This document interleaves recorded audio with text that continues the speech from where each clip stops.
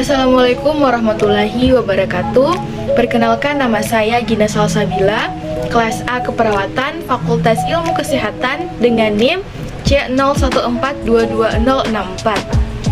Pada video kali ini saya akan menjelaskan mengenai sistem peredaran darah pada manusia. Nah, sebelum saya masuk pada mekanisme kerjanya, saya akan menjelaskan mengenai apa itu sistem peredaran darah.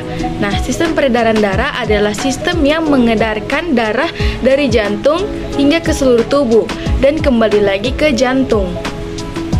Nah, definisi lainnya adalah sistem peredaran darah adalah sistem transportasi yang berfungsi untuk mengangkut berbagai zat di dalam tubuh pada manusia berupa sistem pembuluh darah.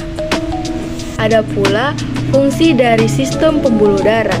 Yang pertama, memenuhi kebutuhan jaringan tubuh. Yang kedua, mentransfer zat makanan ke jaringan tubuh. Yang ketiga, mentransfer zat-zat sisa yang sudah tidak berguna lagi. Yang keempat, menghantarkan hormon dari suatu bagian tubuh ke bagian tubuh lain. Nah, yang kelima, menjaga agar sel tetap bisa hidup dan berfungsi secara optimal.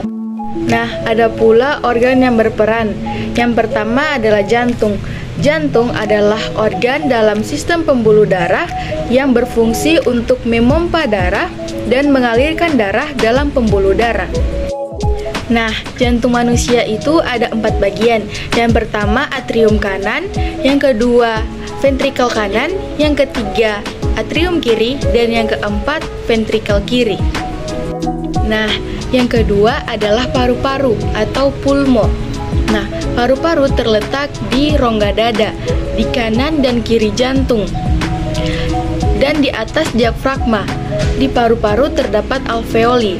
Alveoli merupakan tempat pertukaran CO2 dan O2 secara difusi. Yang ketiga adalah darah.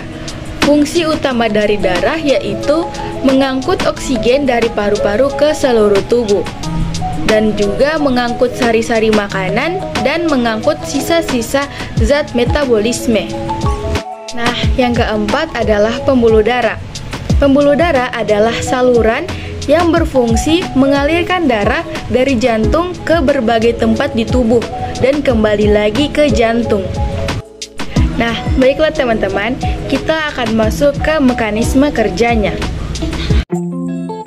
Peredaran darah manusia termasuk peredaran darah tertutup, karena darah selalu beredar di dalam pembuluh darah.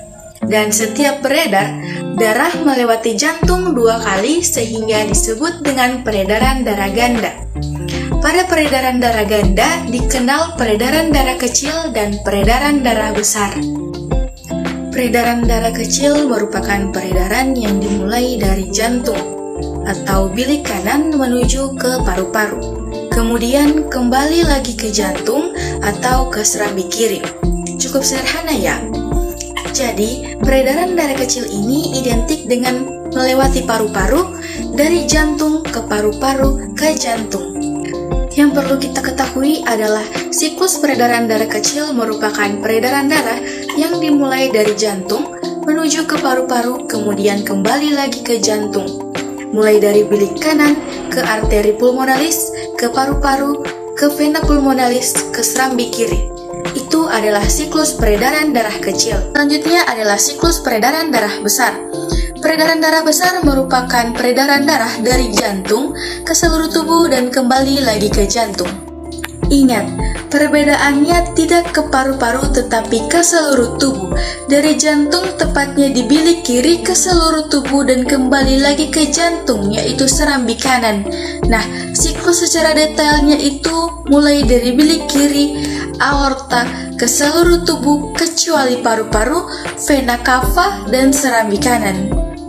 Nah, baiklah, itu tadi penjelasan sistem pembuluh darah manusia dari saya. Mohon maaf bila ada kesalahan. Wassalamualaikum warahmatullahi wabarakatuh.